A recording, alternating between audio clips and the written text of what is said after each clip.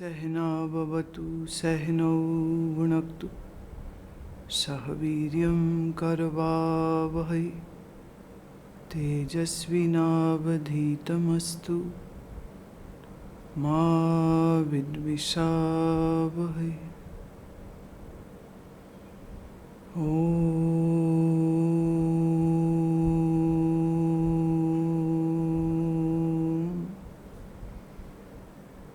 Shanti, Shanti, Shanti. Kala 13, 7 steps to the highest wisdom. All Gyani self-realized beings have the same conviction. Then why is there difference in their state of being? Answer. Difference in Gyani state of being is the difference between the distinct steps leading to the highest wisdom. Question. What are the distinct steps leading to the highest wisdom? There are 7 steps leading to the highest wisdom. First, Shubhechchhā. Suvichāraṇā, Tanumānasā, Satvāpatti, Asansakti, Padārthābhāvini and Turiyagā. What is Shubhechchhā? Nishkam karma, those actions which are not prompted by the desire for their fruits, and upasana, devotion, performed in previous lifetimes or in the present birth, makes the chitta pure and one-pointed. After such a being accomplishes the 4 requisite attributes, Viveka, Vairagya, Shat-sampatti and mumukshutā, then the being experiences an intense yearning to know the Atman. This intense desire is the first step to the leading to the highest wisdom and is known as Shubhechchhā. Now you might wonder that how come this is coming at this stage and it should have come in the beginning. The basic reason is that, although as I have said that this is a very small book and there is a vast ocean like 4 Vedas, and this is just a very small book. People are usually busy and very involved, engaged in their routine works which they do for maintaining and sustaining their livelihood and family. And then they have a little like a side dish, a somewhat ritualistic religious practices. And that's it. And those who will be interested in Brahma Vidya, well, where will they go? They will go to the Vedas. And they will go to Acharya to understand the Vedas. Now, where you have 4 Vedas, almost 108 principal Upanishads, who will reach Vichar Chandrodaya? One question.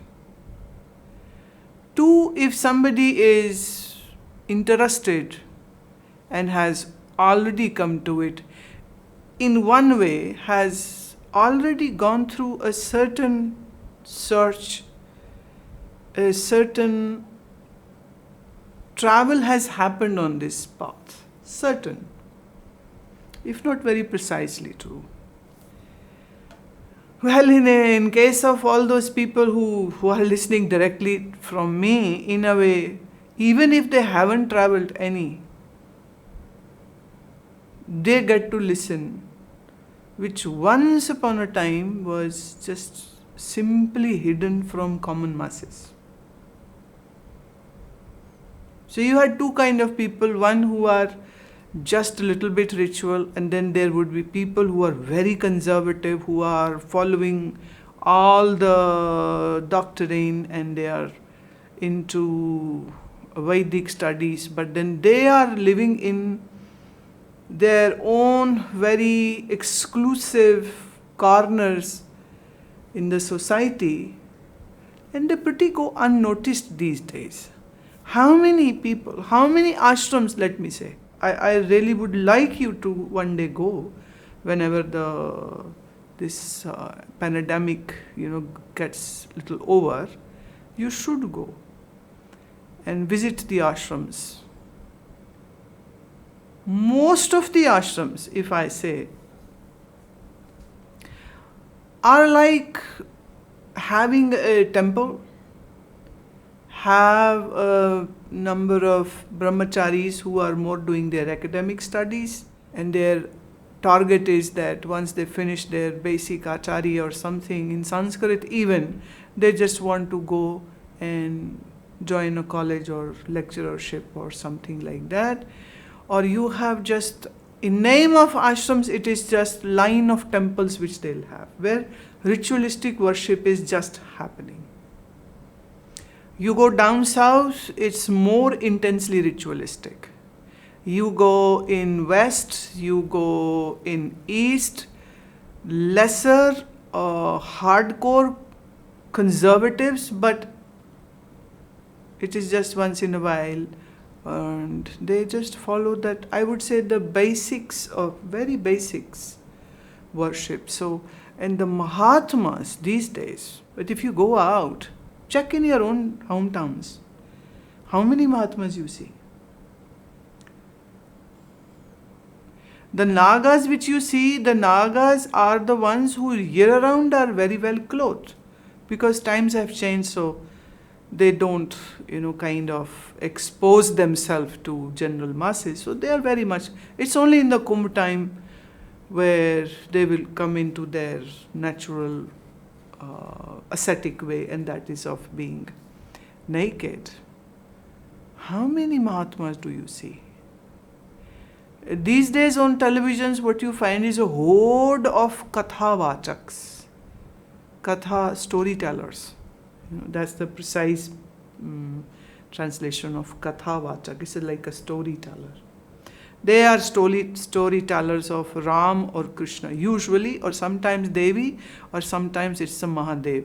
But then they are all into that miraculous stories where the devotee is rescued by Bhagwan, and Sudama was poor and became rich, and Draupadi was in trouble and she was saved. And so they are more into the events which happened in their lives, but they are not talking about what Ram learnt from his guru or what Ram taught to others. Bhagavad Gita is there, but not many. Kathavashak will never take Bhagavad as their base. They will always move into the stories. People don't want to use their brains too much. They are very happy in, everybody knows what the stories are, but it's a ritualistic format that you go to Katha. So because you get punya and you get swarga, heavens, and you get your sadgati, that's a good next birth. So people are very busy in getting that. So Kathavachaks are not talking. Mahatmas are verily visible. So in these times, who is seeking Brahma or liberation or wants to understand this particular scripture? But if somebody has reached to this scripture, sure, you heard it from me once upon a time. In some satsang I said there's this great book. So there were many people who were waiting. And finally I did it for all of them. But the irony of the story is when you are not prepared fully, even if you are given this wisdom, it's just like offering a diamond to a donkey. A donkey cannot value a diamond. So those people who were not prepared, see, liking a master and having that, again I would say the feel-good factor which people have when they are in ashram or with me, that's something which is a basic reason for them coming here. And from this big lot, there is a small portion who now, after hearing so much, want to know more. But the question is, are they prepared? Do they really have the Shubhechchhā? Shubha is like something very auspicious. So this is the auspicious desire that I should get the knowledge of what truth is, and I wish to seek.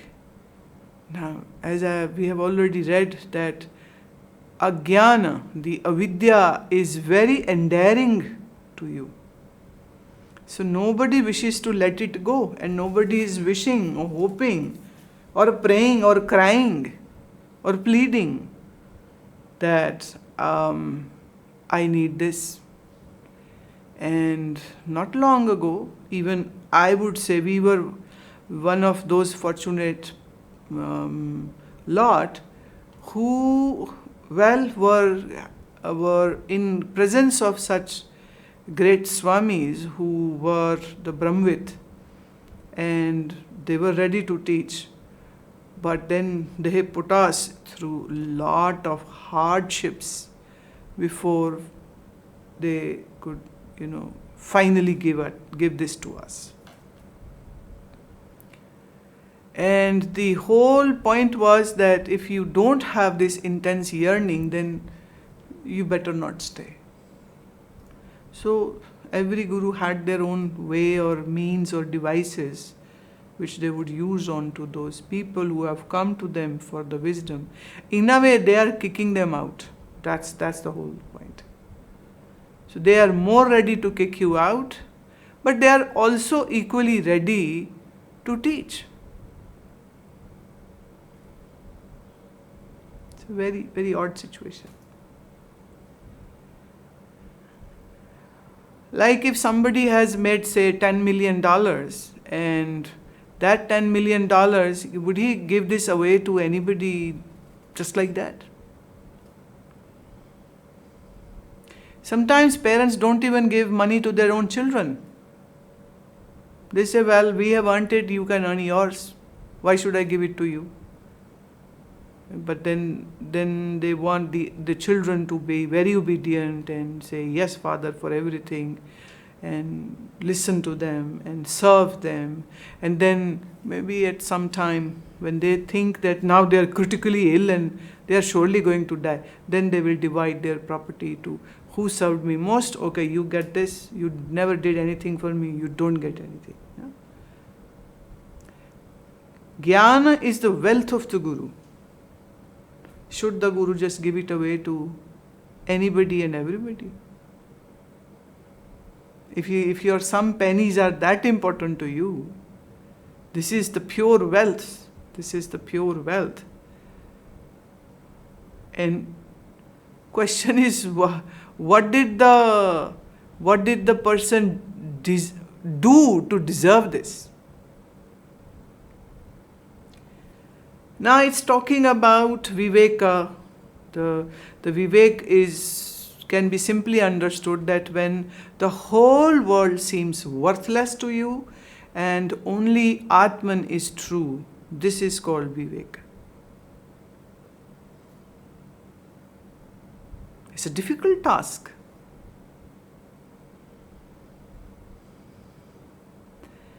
And Vairagya is, the dispassion is, it's not just that, oh, I will just give away my riches and I'll wear just simple clothes and have a simple lifestyle and this and that.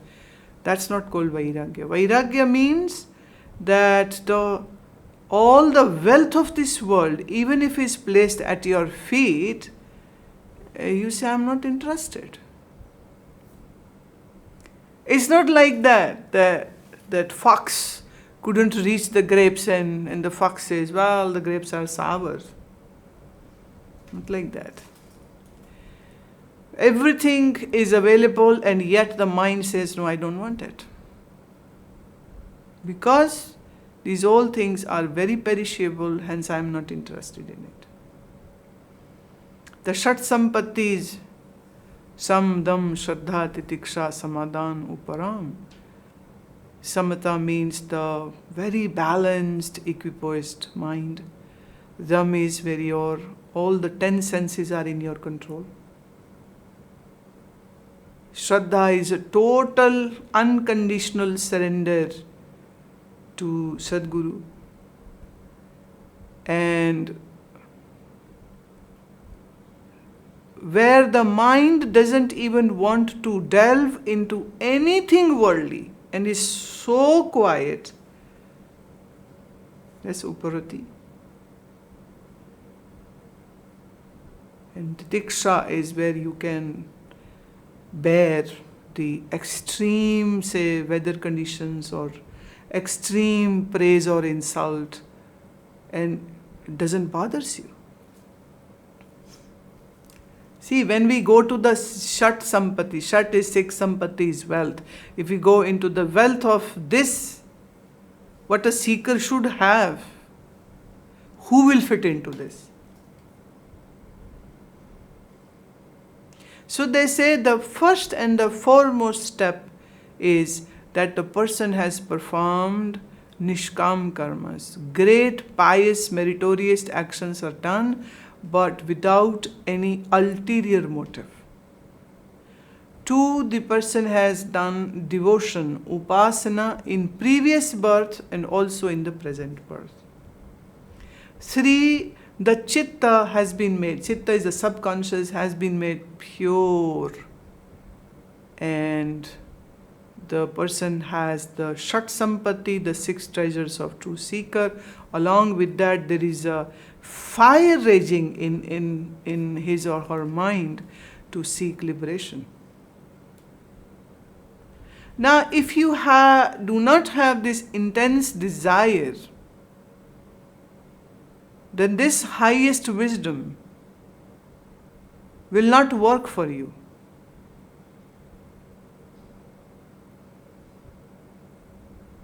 Will definitely not work for you. For electricity to flow, there has to be a negative and a positive charge. If there is, say, only negative, there won't be any flow. If there is only positive, it won't flow. It has to be 2. And the safer side is that there is an earth wire also, so 3 wires basically. And those 3 wires are not lying out of the socket, but they are in the socket. And the switch is in the on mode. See, so many conditions are there. Then only the electricity can flow. Otherwise it won't. So Guru is like that powerhouse of electricity, and Guru is giving this maybe 10,000 volt of, and you can't quantify the wisdom, but it's just giving a analogy that Guru is giving that, say, 10,000 volt of wisdom, electricity, but your wires of Shat-sampatti, Viveka, are not very well plugged. What will be the use of listening to all this? What will be the use? I remember that it was, I think so,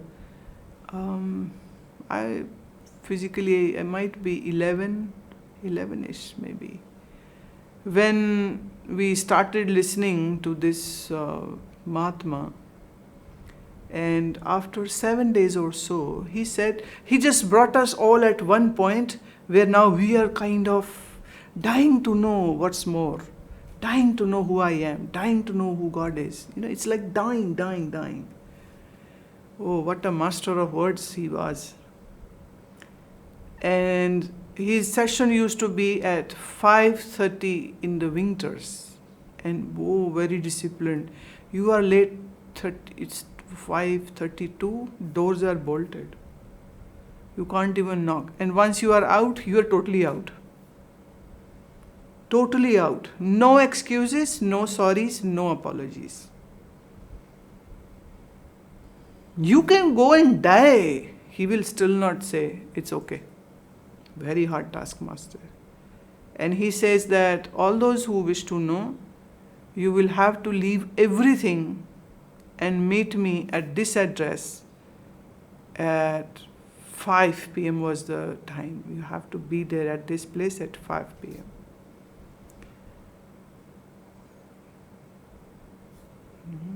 So now, nobody can just go out of the Indian households. There is father is there, the elders are there. You have to seek permission. Why are you going? What for? And we had nothing. But in my case, the mother fought. She said, we are going. And that was for 3 days. And you cannot tell the location where you are going and which place you are going. So 3 days you will be just with him. So anyhow, father permitted, so we reached that spot. From there we were taken to a fort. It was an army camp, and in a lieutenant colonel's house. We were, I think so, some 50 people, but only 16 reached. So for this 16 people, this special 3-day retreat was conducted. And that was actually one of the tests. He's not telling location. Not everybody knows much about him. And here he is throwing this challenge. You have to leave everything for 3 days.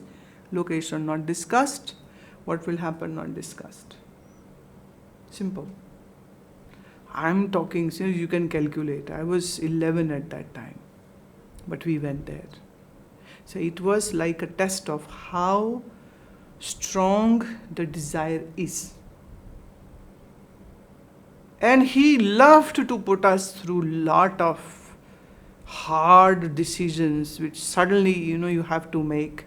There is no time to think or discuss, right on the spot. And if you do the way he wants it, he used to say you are pass, or then he would just say you are fail. No qualms, right away, fail. Fail means out. Your journey ends here. He was not looking for money or fame from us or from people. So he could be like a dictator, hardcore dictator. Many of us were slapped sometimes. We received that too. You don't behave, you don't follow the discipline, get out, don't come. For that period, it's not lifelong banishment. For that period when that retreat is on, you will not be allowed. And as such, he was very loving, very sweet, gem of a person. But when he is a teacher, ruthless. But it was important, very important. So the Shubhechchhā is missing actually. In Shubhechchhā, all the attributes which have been fitted, if you judge yourself, you know what the answer is. I don't have to say it.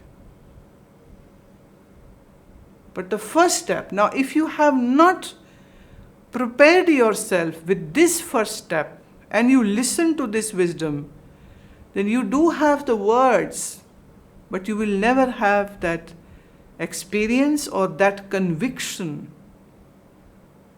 or that moment in which that instantaneously you say, I have arrived.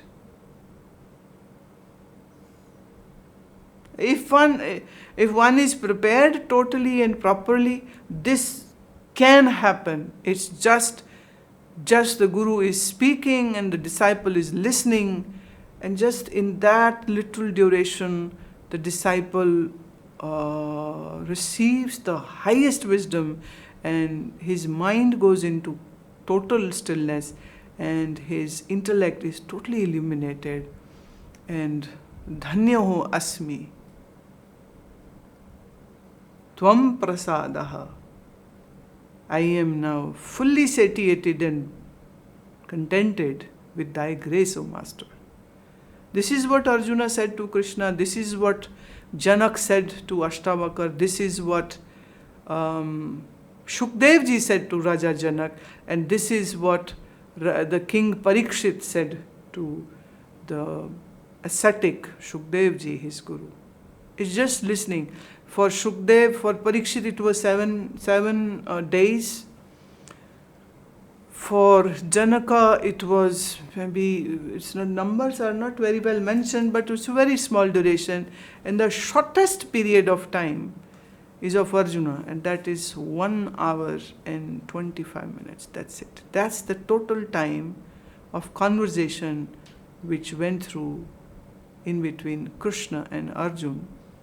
And by the time this ends, Arjuna is totally illuminated and Atmavit, ready to be instrument in hands of Ishvara, Krishna. He says, I'll now do whatever you ask me to do. Want me kill, I'll kill. You say fight, I'll fight. And no qualms about it. 1 hour, 25 minutes, that's it. But why? Because he was prepared. He had all the tools. So that's why. Second is what is Suvichāraṇa, with a burning desire to know the Atman and ritualistically surrendering at the feet of self-realized Master. When the seeker listens to the Master's exposition, delineating the unity of Jiva Brahma and contemplates upon the deciphered meaning, this consistent contemplation is the second step leading to the highest wisdom and is known as Suvichāraṇā. Su means good, auspicious. Vichārana means to reflect. So after the Shubhechchhā comes the Suvichāraṇā. What is Tanumānasā? Nididhyasan, uninterrupted contemplation. One word would be better, and that is samadhi. Because you can contemplate and degrees of contemplation can be there, so it can't be the right word. So the right word has to be the samadhi, the nirvikalp samadhi. Done in order to have a direct experience of the conviction in the unity of Jiva Brahma, sublimates the gross, outward driven mind such that it goes completely inward and gets established in the real self. Such a sublime and subtle state of the indrawn mind established in the real self is the third step leading to the highest wisdom and is known as Tanumānasā. Tanu means frail, weak. Manasa is the mind. Where after this direct encounter of what I am and who I am, and the conviction and the direct experience that I am Brahma, the mind gets sublimated and it moves from the gross towards inward, and it goes into that zone where it is absolutely quiet and calm. So we can say that mind gets established in the real self.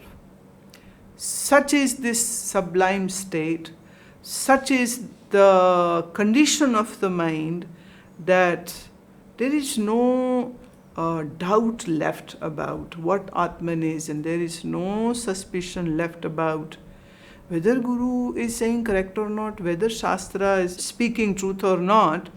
All the questions drop, all the doubts drop, all the confusions are gone, and now the person is already, we can say, Atmanisht, established in self. Tanumānasā means where the mind has now become that frail that now mind will never ever be a problem for the person. Mind is then not a problem.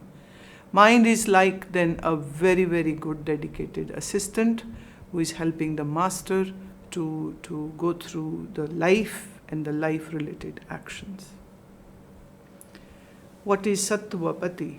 Listening, contemplation, and establishment in the real self with consequential eradication of all sansaya, doubts, viparya, deluded knowledge, leading to the experience of nirvikalpata, complete thoughtlessness, results in the pristinely purified antahkaran, replete with the knowledge of the absolute reality. This is the fourth step leading to the highest wisdom and is known as Satvāpatti. Sattva, pure, Pati, Lord. Now this person is like a Lord of purity. It's like a Lord of purity. Now there is a sequence to it that that the person is listening, is contemplating. Now again, do not forget the preparation which the person has done in the first step, the Shubhechchhā. You don't do the preparation step one, you just do the hog jump and move to the second or the third step. Well, you can listen, but it doesn't. It's like taking a small child in a quantum physics class. Child will be listening everything, but will that child get anything? So this Vedanta is like much more higher and much more deeper than even quantum physics. What is the IQ quotient of yours? What is the Suvichāraṇa quotient of yours? Makes you either eligible or non-eligible. Now, it's very funny that it doesn't matter, you can make anybody sit here and can listen to whatever I'm speaking and will still remain an ignorant dumbo with no change in the mind. So look at yourself. Do you see any change happening? Same sad, devious eyes, bad mind, conspiratory mind, slandering mind, speaking ill, targeting people, showing yourself as something else which you are not, but you are listening to Vedanta. What a joke. What a joke it is then. So the step one, Shubhechchhā, have to go through that. Have to go through the austerities and the penances. Have to go through preparing the mind. Have to go through for changing your conduct, your behavior. As I have already said, you are being watched. And it's not that I need some binoculars or some CCTV camera footage to know what you do. Your faces, your foreheads, it's like that news, when you watch the news, the ticker is running below and it is telling all the snippets about this happened, that happened. So your forehead and your eyes are actually telling the whole story. Here you think, oh, we are so smart and we have fooled everybody and now we can fool Guru also. Sorry, you cannot. I might feign sometimes as if I don't know. I might give you an excuse. I might give you a space. But that doesn't mean that that's not evidently clear. So you cannot. There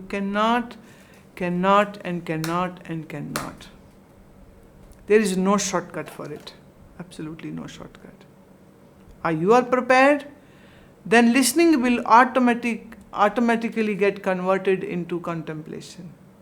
If you are prepared, then this contemplation will surely establish you in the self. There is no reason that it won't happen. And that will lead to burning of all the sansaya, doubts. That will take away all the viparya. Viparya is that when you have opposite feelings, when Guru is saying you are Atman, you feel like, no, I am body. You feel like body, you live like a body, you live like a mind, you live like a senses. And again you listen to Guru. Guru is saying, no, you are Atman and you are not this. Okay, yeah, sure. But again, so that's the millennial old conditionings, bad conditionings of the mind which lead you back, slipping back into that zone where this body, mind, senses and ego is you. So maybe, for a few minutes this feeling is there, I am Atman, I am Brahm, but then again, I am just body, and who said what did I do, what did he do, what did you eat, what did I eat, and then gossiping and rumor mongering and running after the sensual gratification and doing that old dirty politics in the head and doing all the dirty stuff in the head, and still having that strong afflicted mind, diseased mind. But then coming in front of Guru, again Guru says, then for that little moment, if some sense is happening, but then if you are losing that sense and behaving in that same animalistic way, things are too difficult, very, very difficult. So this whole journey should lead you to nirvikalpata, the complete thoughtlessness. You can have a little thoughtlessness if you do your pranayam and kumbhak properly. It will give you that. But then when you not do it, it will be gone. But when this thoughtlessness arrives as a fruit of your tapasya and your contemplation, then it comes so beautifully and nicely, and then it just happens. Then you can't be egoistic. Oh, I have experienced Nirvikalpa Samadhi. Oh, I have achieved such a great height. Because how can anybody be? A yogi who finds Samadhi with pranayam, there is a possibility he will be having a very big bloated ego. Oh, I have achieved it. But when the Samadhi comes as smooth, as nicely, then the person feels, oh, it's like blessings of the Guru. My achievements are not such that I would have attained this, but if it has happened, and whatever the experience is, because the antakaran is not deluded, is not bad, is not polluted. So there is no chance of any ego happening at this point.